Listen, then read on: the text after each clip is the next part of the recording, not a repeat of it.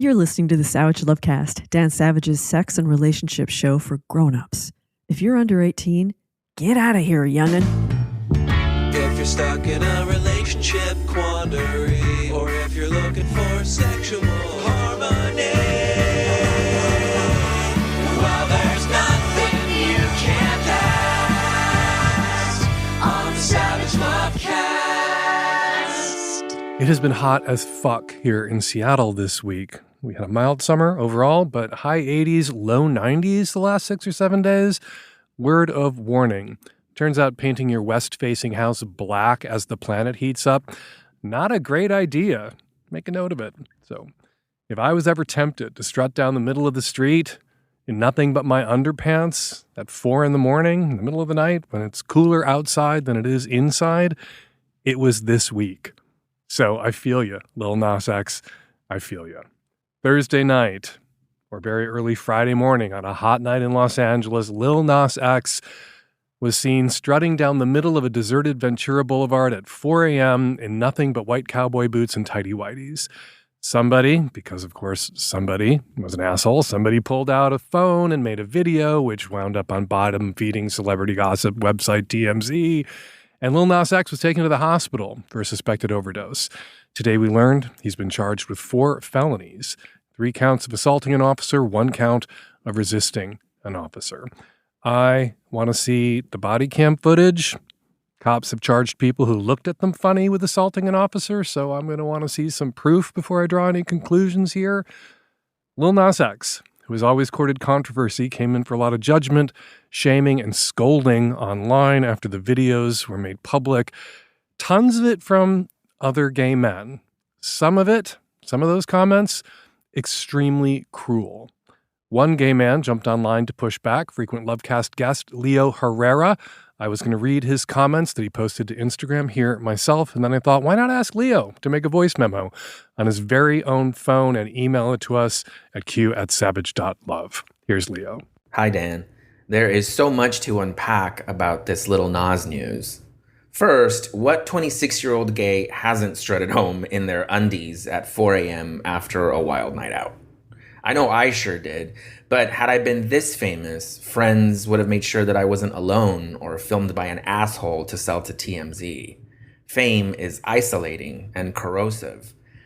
He was hospitalized for an OD, likely time-delayed drugs like K, G, or Tina, which still have the gays in a silent chokehold. And of course, there's the issue of race. Had this been Troye Sivan, police and media treatment would be very different. I doubt Troy would still be in jail through the weekend. And within a week, he could capitalize on this with a cute apology and underwear merch. I wonder if Nas will be given the same grace. And now that bigots are saying this is what he gets for mocking Jesus, who in the gay community will rally for him, like when he was trolling our religious enemies, and who will abandon him as just a black gay boy who did too much? You know what? I will rally to Lil Nas X's side by sharing a story that I have never shared before, because I've always been kind of ashamed of it. I'm in Trafalgar Square in central London in 1987. Ronald Reagan's president of the United States, Margaret Thatcher's prime minister, and Clause 28, if you know, has just gone into effect. And I am making out on the steps of the National Gallery with a Spanish soldier who was part of the honor guard at the Spanish embassy, so a hot Spanish soldier who kept calling me his little maricon, which I didn't know what that meant at the time. We were rolling around, mouths locked together, hands down each other's pants for at least an hour in full view of everyone waiting for the night buses that line up in front of the National Gallery after the tube closes down. This was before smartphones, so there is no video, and I wasn't a celebrity. I was just some messy, drunk American kid, and Trafalgar Square sees a lot of those. But I felt bad about it when I woke up in Trafalgar Square alone 4 hours later, while the square was filling with people on their way to work. Even felt a little ashamed of myself. But I'm sharing this story now in solidarity with Lil Nas X and to push back against those gay men out there saying they would never be messy like that in public. I have, and I suspect most of you guys, the guys out there being assholes about this right now, I suspect most of you guys have too. It's just no one bothered to film your ass when you were being messy because no one cared. After I shared Leo's thoughts on my Instagram, I got a message from a follower of mine, a message that made me feel a little differently, even a little better about my very messy night on the steps of the National Gallery. Dan, this follower writes, I am in the closet. I am gay. I wish I had the courage to live my life as unapologetically as Lil Nas X. He did not do anything wrong. It isn't as if he walked into a school classroom like that. I'm glad as a gay man that some of us are willing to be themselves. I wish I had his courage. All right, courage is one thing. Sometimes drugs or booze obliterate inhibitions, and that can look like courage. And whether Lil Nas X did something wrong, we are waiting on the body cam footage, remains to be seen, but I don't trust the LA cops. I want proof. But reading that comment did make me feel better about being such an appalling medicone in Trafalgar Square that night. I wasn't being courageous, I was just drunk. But maybe there was someone on one of those night buses who really needed to see, that night, two gay men making out on the steps of the National Gallery at 4 a.m. in front of hundreds of people. Most of the people on most of those buses probably didn't need to see that or want to see that, but there might have been one guy, one closeted guy sitting on one of those buses who really needed to see some gay men being themselves in public at a political moment. 1987, that's very much like our own in some ways. It was a time when gay people were under attack in the US and the UK, a time when we were being condemned as a threat to kids, a time when we were told over and over again that we should not be ourselves, not in private and certainly not in public. I hope Lil Nas X is okay. I hope the charges aren't serious and don't stick. I know he's immune to being shamed. I've seen people try and fail to shame him for 5 years now, so that is not a concern. But if he has a drug problem, that is, and I hope he gets help. And here's hoping his next music video features him strutting down that same street, Ventura Boulevard, wearing those same boots and that pair of tighty-whities, because I think everybody needs to see that. All right, the all-new Hump lineup, Hump 2025's fall tour kicks off next week in San Francisco on September 4th. Then Hump goes wide, Hump gapes wide, opening in Oakland, Portland, Seattle, Vancouver, BC, and 15 more cities in September alone. This is one of our best lineups yet. You do not want to miss it. Our spring tour featured a movie musical starring a sentient cumsock. The fall tour features a horror film starring a whole bunch of sentient cumsocks. You are not going to want to miss this show. Get the full tour schedule, watch the trailer, and order your tickets now at humpfilmfest.com. All right, coming up on today's show, should a gentleman send a thank you note when a lady at his request sends him a beaver shot? Also, a trans man who's had a lot of success dating and fucking gay men still struggles with rejection and dysphoria in gay men's spaces. And what exactly are gay men doing with vibrators anyway? Our guest this week, the great E. Jean Carroll, returns. She is the woman who took Trump to court and beat his ass and then went back to court and beat his ass again. A little of my convo with the great E. Jean Carroll is on the micro. The whole thing is on the Magnum. Before E. Jean took up beating the crap out of Donald Trump, E. Jean she still is one of our nation's greatest advice columnists. So, of course, E. Jean sticks around to answer some of your questions with me. To get all of E. Jean, become a Magnum sub now at savage.love/subscribe. All right, let us now get to that first call. This episode of the Lovecast is brought to you by the good folks at Squarespace. They make it easy to build a beautiful website, blog, or online store. Head on over to squarespace.com/savage for a free trial. And when you're ready to launch, use the offer code SAVAGE to save 10% off your first purchase of a website or domain. This episode is brought to you by Helix Sleep, the people who made my mattress and the people who are going to make your next mattress. Right now, my listeners get 20% off site-wide. Go to helixsleep.com/savage now. This episode is brought to you by Skims Men. Find super comfortable, super sexy underwear, socks, t-shirts, leggings, and more at skims.com. Hi, Dan. Mid-30s straight woman here. I'm married, but in an open marriage. I'm in a bit of a situationship with a man who I've been good friends with since high school. He lives far away, but we've had sex a few times and occasionally engage in sexting. In between all of that, we've been there for each other emotionally and have had a great friendship as well. He's been opening to dating other people, but hasn't really had any opportunities. So last week, my friend told me that he was going on a trip abroad with a group of singles he hadn't met, which is great, and I told him I was excited for him. His travels were a bit of a nightmare with long delayed and canceled flights, so to help him get through the stress, he asked for sexy photos of me, specifically photos of my pussy, which I hadn't sent him yet to him before, and I was a little shy to do so.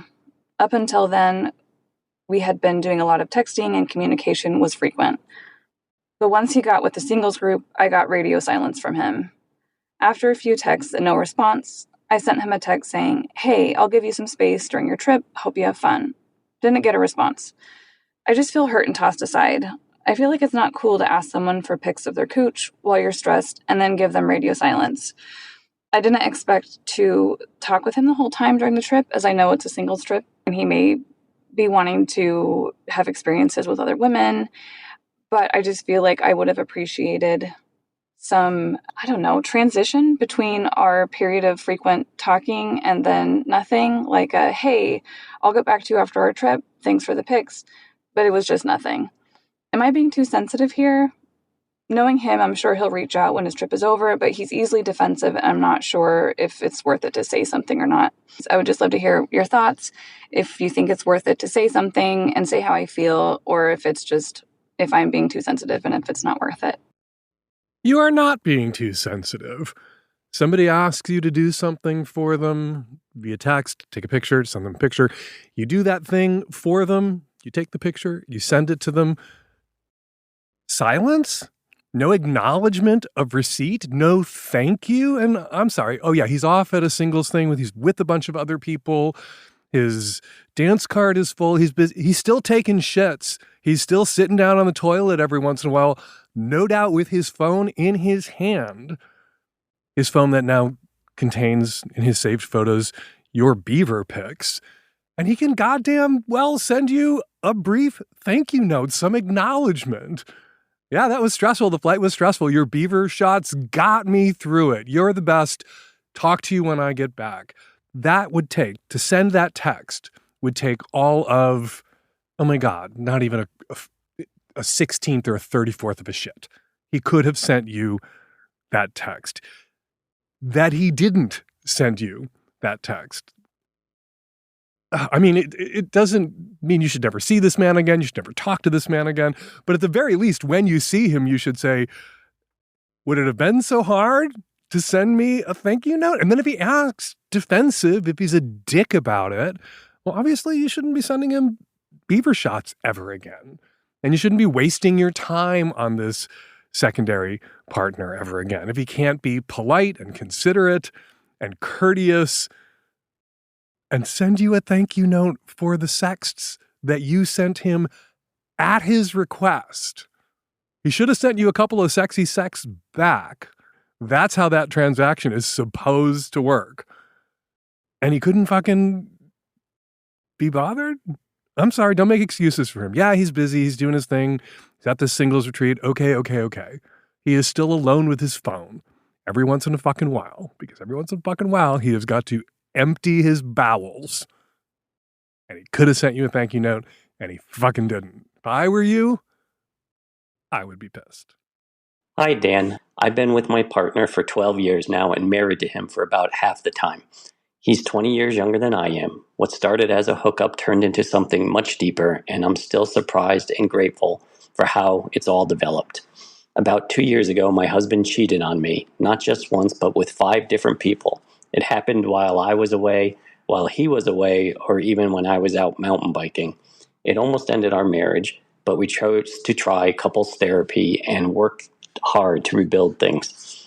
We still have a strong relationship, but since the cheating, our sex life has really declined.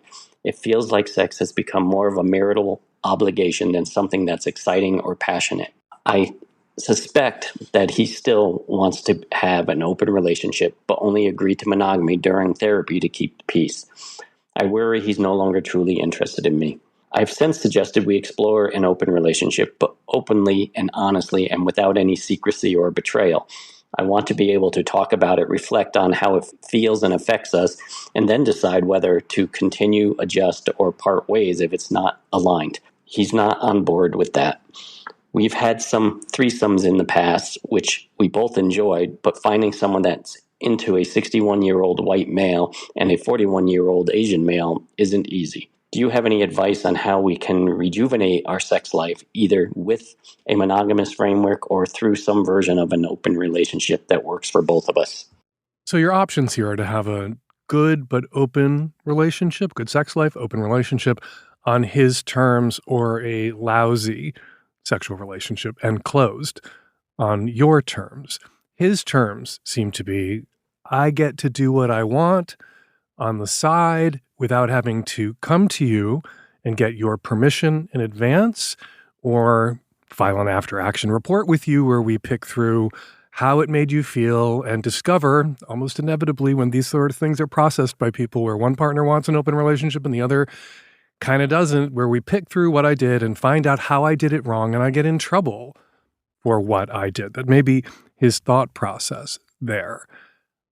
Your sex life has declined. 12 years into a long-term relationship, your sex life is probably going to decline. You're going to have more maintenance sex, less hot and passionate sex with your long-term partner. That is hardwired into all long-term sexual relationships, whether they're open or not. So this could be a coincidence, but I suspect if I could subpoena your boyfriend and depose your boyfriend and he would answer all of my questions honestly, I suspect that part of his connection to you sexually is now being hampered or warped or limited or ruined by this sense that he can have you or he can have freedom, but he can't have you and freedom. He can't have you and your long-term committed, intimate, loving relationship and have a little bit of sexual freedom, a little bit of latitude when you're out of town or you're off on your mountain bike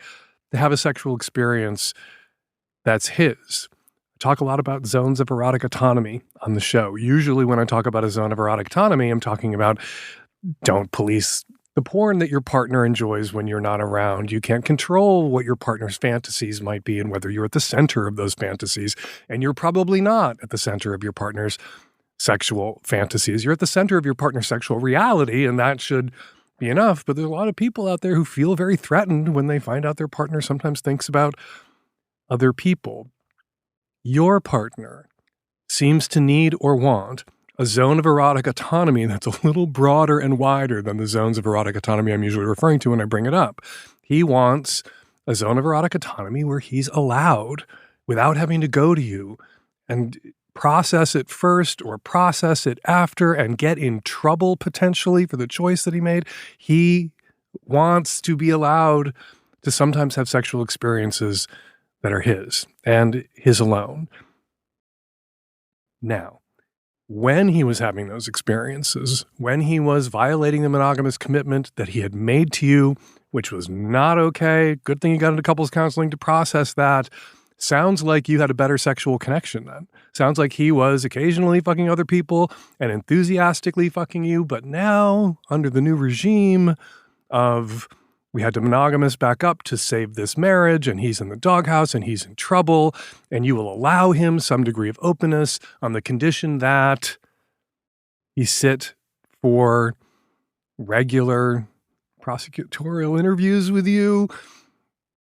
He agreed to monogamy reluctantly. And now that's having a really negative impact on your sex life and sexual connection. Let's say you never caught him fucking around on other people occasionally on the side. Let's say you never found out. Do you think your sex life would be in a better place right now than it is? Yeah, potentially, which is not me endorsing people cheating. I'm a fan of ethical non-monogamy and people being honest and open. And I don't mean honest and everybody having open relationships. I mean being honest and open with their partners, whether they have monogamous or non-monogamous relationships. And I suspect if your partner could be really honest with you, what he would say is, I want some autonomy. I'm 20 years younger than you are.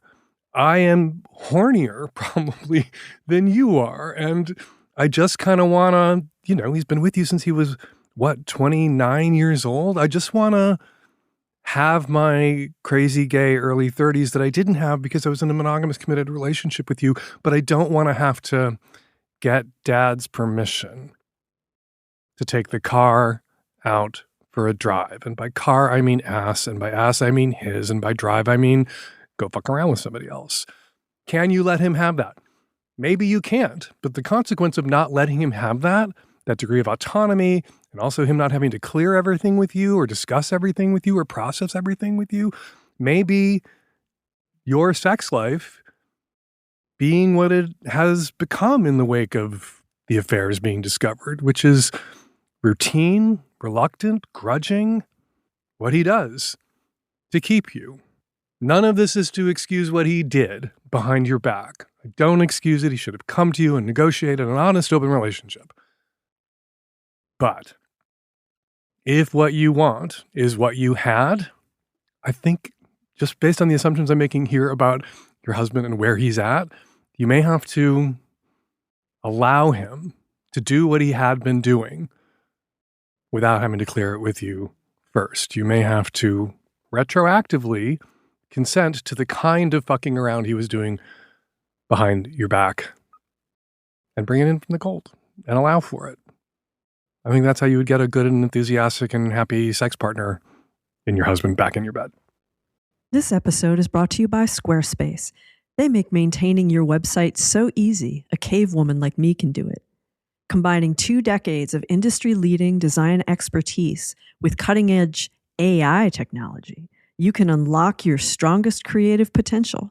Squarespace empowers anyone to build a beautiful, more personalized website tailored to your unique needs and craft a bespoke digital identity to use across your entire online presence.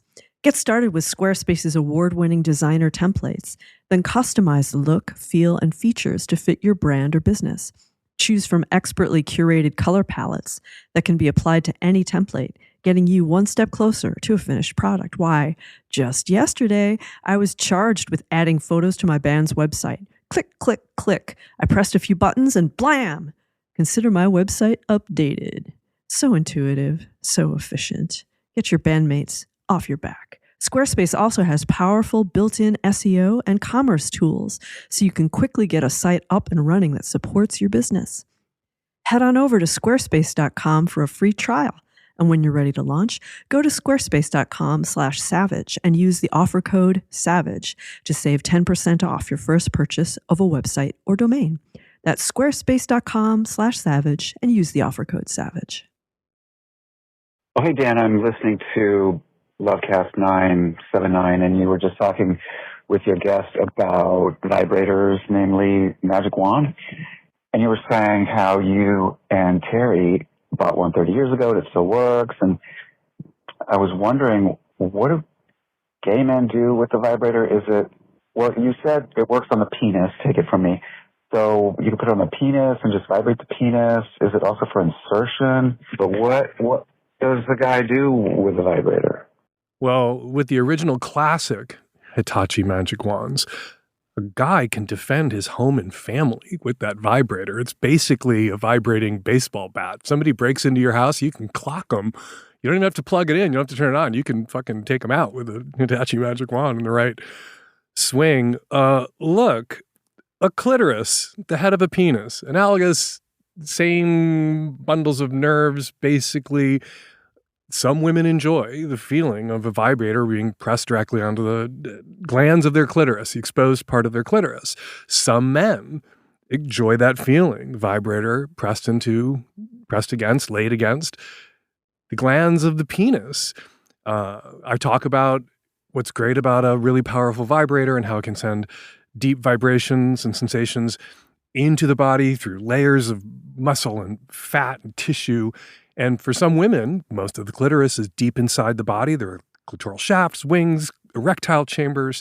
And just like guys, some guys, when you see them jack off, it's all about the head. Some guys, when you see them jack off, it's all about the shaft. Well, women who enjoy clitoral shaft stimulation, that stimulation needs to be delivered deep into the body, which is what's so great about a powerful vibrator like a Hitachi magic wand. Guys who enjoy shaft stimulation shaft isn't buried inside the body, the vibrator's going to have a much easier time hitting it. You can do that. You can vibrate the balls. You can put it on the taint. There are attachments that you can put over the head of a Hitachi magic wand. It's got that big bulbous end that have dildos or insertable toys attached to them that you can shove up somebody's ass and then use the vibrator. Feels really great. Some guys like to have two and have one on each nipple while they're fucking around. Like all of the erogenous zones, all of those little bundles of very extra special nerve endings, you can hit that with a vibrator. And you don't need necessarily a giant Hitachi magic wand that you can take out a burglar with in an emergency. You can get little bullet vibrators. You can get vibrating dildos. You can get vibrating butt plugs. It's just a little added sensation, a little added goose. And so what do gay men do with vibrators? Gay men do with vibrators everything that dykes do with vibrators, everything that straight cis women do with vibrators. They stimulate their genitals. They stimulate their tits, they stimulate their taints and their buttholes with them. And I'm here to tell you it is a good time. And a quality vibrator, as Erica Moen comes on the show to remind us once in a while, always a good investment. This episode is brought to you by Helix Sleep. I am about to get on an airplane, head overseas to see my boyfriend. And although it saddens me to say goodbye to my husband, at least I don't have to say goodbye to my mattress because my boyfriend has a Helix Sleep mattress too. The Helix lineup offers 20 unique mattresses, including the award-winning Luxe collection. That is ours, of course. Terry will accept nothing less than Luxe.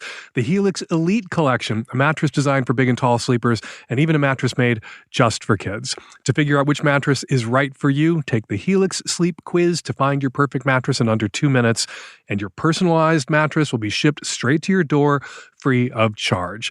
And with Helix's 100-night sleep trial, you can try out your new mattress, see how your body adjusts, and if you decide it's not the best fit, you are welcome to return it for a full refund. They offer models with memory foam layers to provide optimal pressure relief if you sleep on your side like I do, or models with a more responsive foam to cradle your body for essential support in stomach and back sleeping positions, and other stomach and back positions too. Plus, enhanced cooling features to keep you from overheating at night. Right now, just for my listeners, Helix is offering 20% off site-wide. Go to helixsleep.com/savage. Let them know the Lovecast sent you by going to helixsleep.com/savage. With Helix, better sleep starts now. We are going to take a quick break from your calls to speak with E. Jean Carroll, journalist, author of 5 books, including a biography of Hunter S. Thompson, and the New York Times bestselling author of Not My Type, One Woman versus a President. E. Jean Carroll has written for Rolling Stone, the New York Times, The Atlantic, Outside, Vanity Fair, New York, and Esquire magazines, named one of Time's most influential people in the world in 2024. She lives in upstate New York, where she throws the ball for her dogs. E. Jean Carroll, welcome back to the Savage Lovecast. It is such an honor to have you. Dan, it is a thrill for me to be here because you are one of the only people who is able to get the Democrats off their lazy asses and incite them to do something. Thank you, Dan. You did it in 2015, 2016. You did it again in 2020 and 2024. And now, Dan, we call upon you one more time. I have my ITMFA button on. Impeach the motherfucker already. We impeached him twice, so now I think the I stands for imprison. Like, sooner or later, we're going to have to imprison this motherfucker. Eugene, before, thank you for the praise. I think it's a little I think it's too much, but I wanted to share some of the praise your new book is getting. The Guardian, a breezy read, packed with revenge, joy, and barbed wit. The New York Times, delightful, full Gallup account of you and your legal team, all hail the great Robbie Kaplan, beating the shit out of Donald Trump. You and Joe Biden are the only people who've managed to beat Trump. Is that an argument for gerontocracy? I am the only person on the earth, Dan, who has beaten Trump twice. And I'm an 81-year-old woman. If I can do it, anybody can do it. And that's what this book is about. How one old desiccated woman who just eats edamame, fettuccine, manages to beat Donald Trump. And not just beat him once, but beat him like a drum again and again and again. Yeah.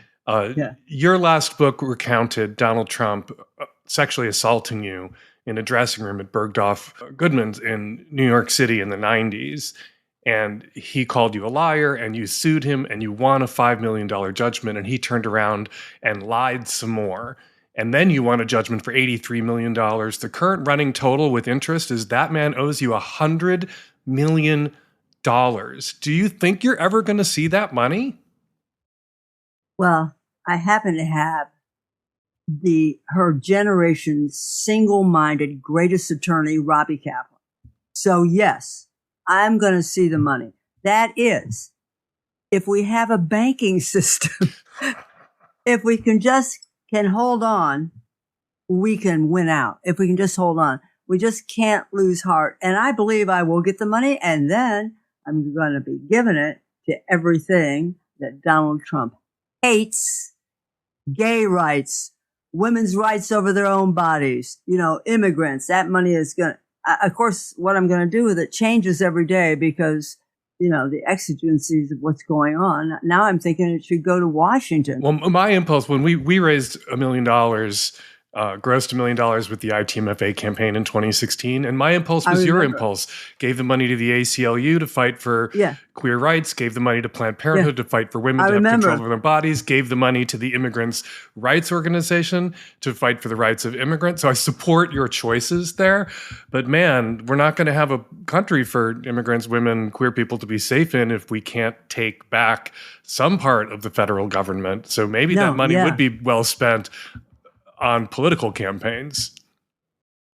I don't know. We don't have any leaders rising up. We have no leaders, Dan, rising up. I would not give the money to anybody who's running for office because I would give it to Planned Parenthood way before I would give it to a candidate. Well, Planned Parenthood needs it. I have to say, God, I loved your book. It is the delightful romp that everyone is describing it as, which was kind of a surprise considering what the book is about. Like some parts of this ordeal, taking Trump on has been hard for you and hard on you. Trump's fan base, his base, the deplorables, as Hillary Clinton accurately described them in 2016. Yeah.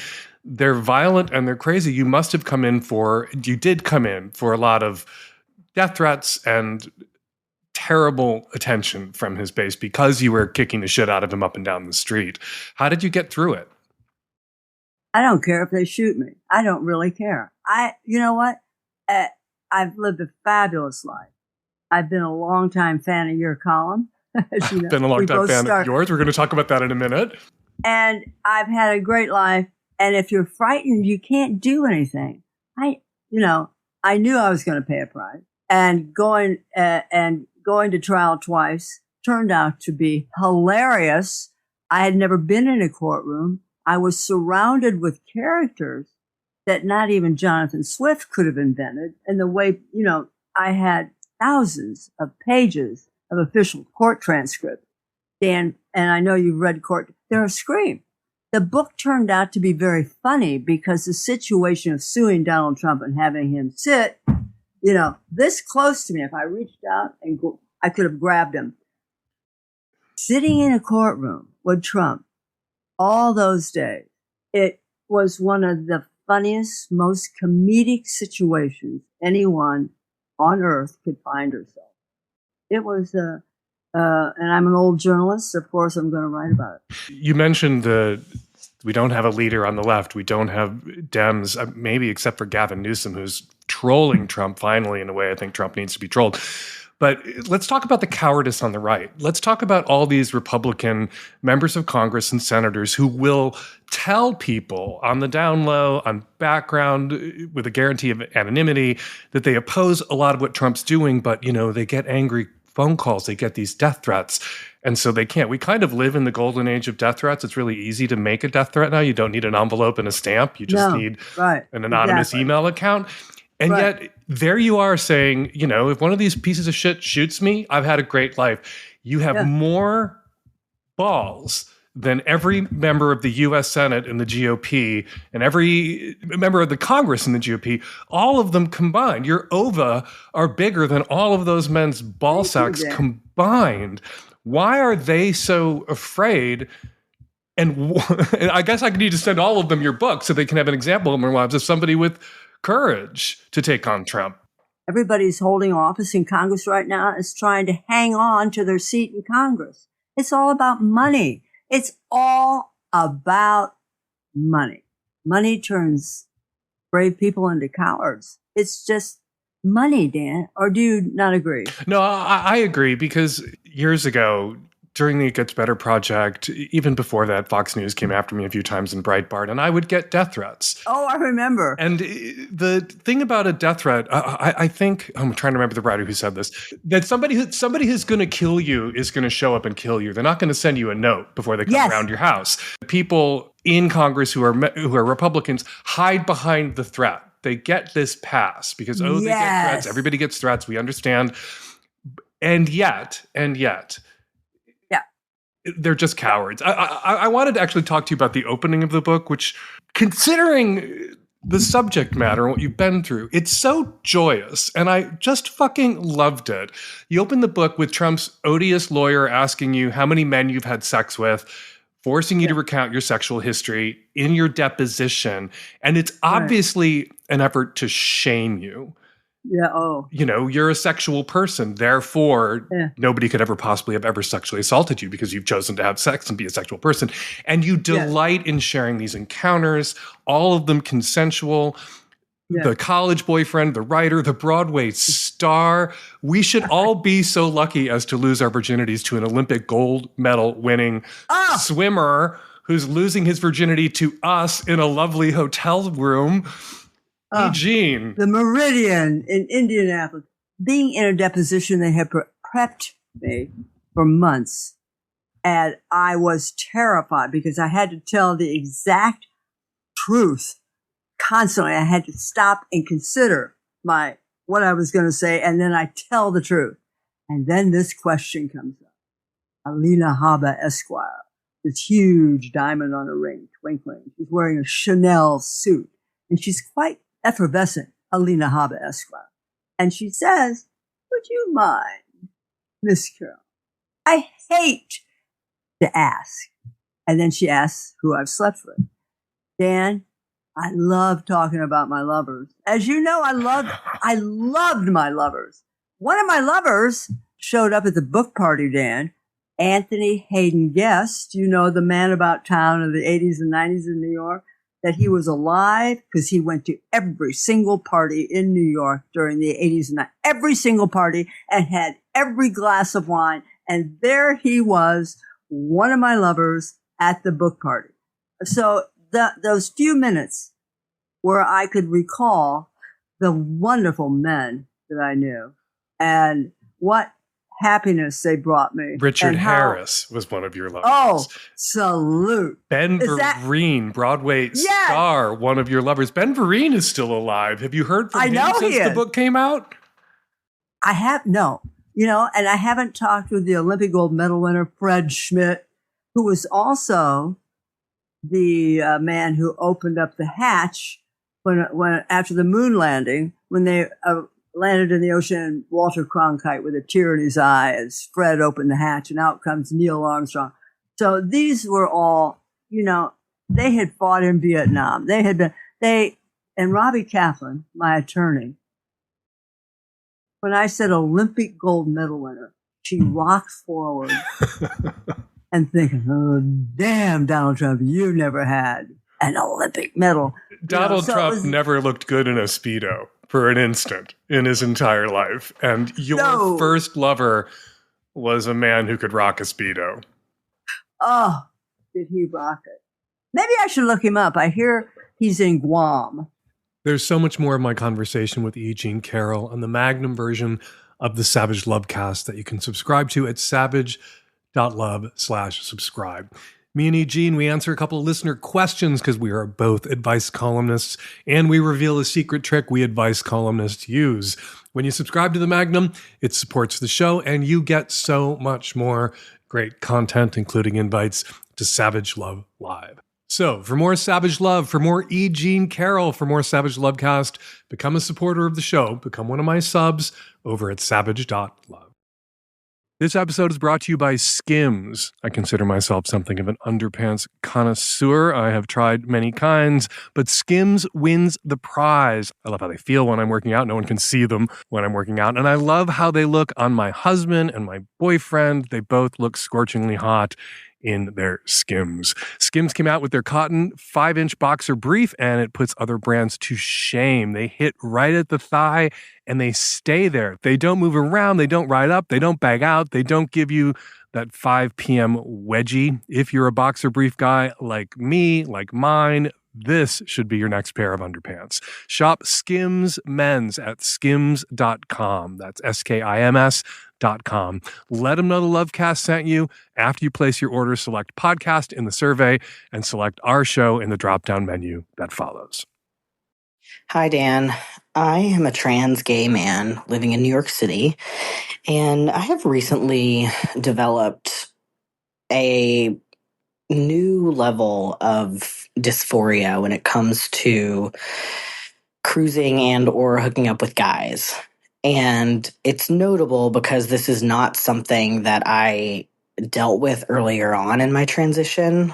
I am still relatively early. I have been on testosterone for a little over 2 years now. I had top surgery about 1.5 years ago. So it is all still new. But when I initially came out as trans and started medically transitioning, I downloaded Grindr and started hooking up with guys on the apps before I had top surgery. I felt so empowered. I think maybe after finally owning my truth publicly with, friends and work, and I didn't really care if people weren't into it. I just was happy to find the people who were. And there were plenty of guys who were down. And it was honestly kind of transformational for me to meet gay men who saw me as the man that I am and wanted to fuck me. As I've sort of progressed in my transition, and I think as my relationships have deepened with gay men, I have a large group of gay male friends. I somehow, for some reason, am just exceedingly sensitive to any kind of rejection, so much so that I often will avoid gay bars where people sort of tend to be a little cruisy because I can't tolerate a gay man not being interested in me, even if I'm not that interested in them. And I really don't know why I am just suddenly so sensitive. I don't know if it's the lack of adrenaline that early on I was so excited that it didn't matter. And now I'm settling into what's a more normal experience. I don't really know, but I just need some advice on how I can get over the fear of rejection, get over the self-consciousness about my body being different and people being transphobic and worrying about that, and just get back to being proudly myself in spaces that I used to feel happy and excited and thrilled to be in. If a straight guy called in and told me that he can't tolerate going into a straight pickup place, a straight singles bar, a straight speed dating event, and encountering women who weren't interested in him, that he needed every woman in that room to be interested in him, we would look at that straight guy and think, that guy has a kind of main character of the universe problem, because of course not everybody from your erotic target group, as the sex researchers call it, is going to be interested in you. You even say you want people that you're not interested in to be interested in you. Okay, you have transitioned, you've had top surgery, you've had a lot of really good and positive and affirming experiences with gay men. You have seen already that you will encounter in the world your fair share of men who are interested in you. You will get your fair share of the dick that's out there available for men. You need to, will yourself to take that yes for an answer. And you need to man up. You need to nut up about the reality that not everybody is interested in everybody. People get rejected all the time. People go to bars and get rejected because they're too old or not old enough, too fat or not fat enough, because some people like big guys. People get rejected for being too skinny or not skinny enough, because there are people out there who really like slim guys. People get rejected for being too hairy. People get rejected for not being hairy enough, because some people really like furry, fuzzy bears. People get rejected for being too vanilla. People get rejected for not being kinky enough, for not being tall enough, for not being short enough, for not having the genitals that somebody would like their sex partner to have. And that doesn't just mean penises versus vulvas. That can also mean the size, which you have no control over. People get rejected for all sorts of reasons moving through the world by people they might be interested in. And the trick, and I think the pivot that maybe you need to make that would really help you, is instead of seeing rejection as some sort of negation or some way in which the universe is picking on you that it doesn't pick on literally everybody else for all sorts of other reasons, and you will get rejected for reasons besides being a trans man as you move through the world seeking sex partners and encounters. The pivot you need to make, what you need to do, what you need to see, what you need to accept is that rejection is your friend. That when somebody rejects you or somebody makes it clear to you, somebody that you might be interested in, that they are not interested in you in that same way. And hopefully they're able to communicate that to you in a way that isn't rude or transphobic or dehumanizing. And if they can, you should be appreciative of them, that skill, that ability to communicate, not interested without being shitty about it. And it frees you then to let go of your interest or attraction to this person, although you may still find them attractive, but it's not going to go anywhere, so you're not going to continue to invest in it. You're not going to buy them another vodka soda, right? Because now you know that vodka soda that you bought them the first time, it was a good investment. You found something out that it benefited you to know they're not interested, but you're not going to buy them another vodka soda. You're going to go buy somebody else a vodka soda who might be interested in you. And so the person who rejected you without being needlessly, unnecessarily cruel or vicious, they hurried you along. They freed you to go find the person, the gay man in that cruisy environment who's all about you, who wants to get with you, who's attracted to you, not despite the fact that you're a trans man, but maybe because you're a trans man, or maybe they're just indifferent. Maybe genitals aren't deal breakers for them one way or another, and they're just fucking into you. And you will find those guys faster if the guys who aren't interested in you make that clear to you. But nobody, not the most shredded gym bunny in the world, not the 6'5" guy who rows crew, nobody walks into any gay space, cruisy gay space, gay cruise on a cruise ship, which may be the cruisiest gay space of all, and is wanted by absolutely everybody in that space. If you feel hurt when you walk into space, and absolutely everybody, including people you aren't attracted to you, you are entering that space with unrealistic expectations. You are setting yourself up for emotional failure. You're not being failed by the guys in that space who aren't into you. You are being failed by yourself because you have unrealistic expectations about what it means to move through the world and move through these spaces where people find the people who want to fuck them. Maybe just that night, maybe just that half hour.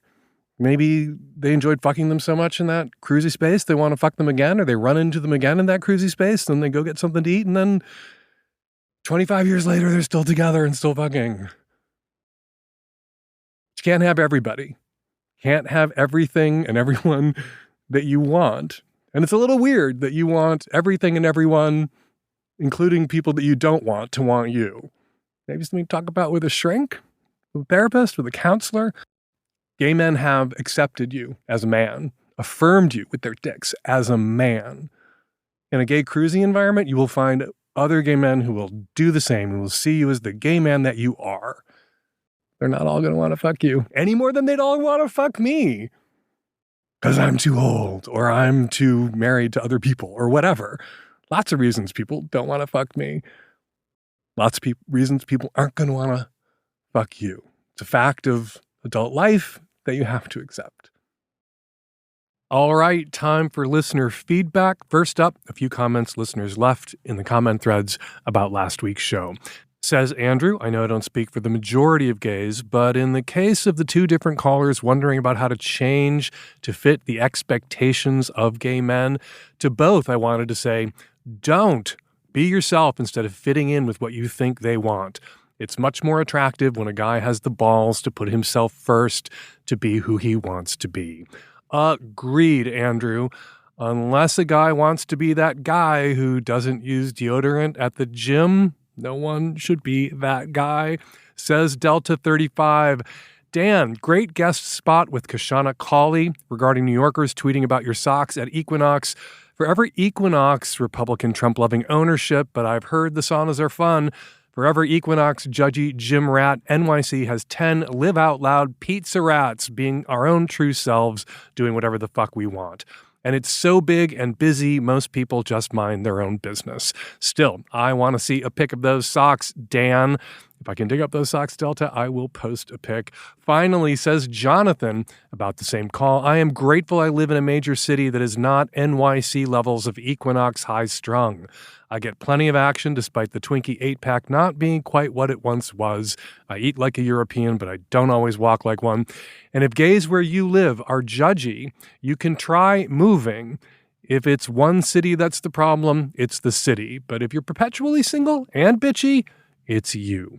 All right, for more listener feedback and sometimes a little listener tough love, go to savage.love, click on the latest Lovecast or column or struggle session, scroll to the bottom, and join the convo.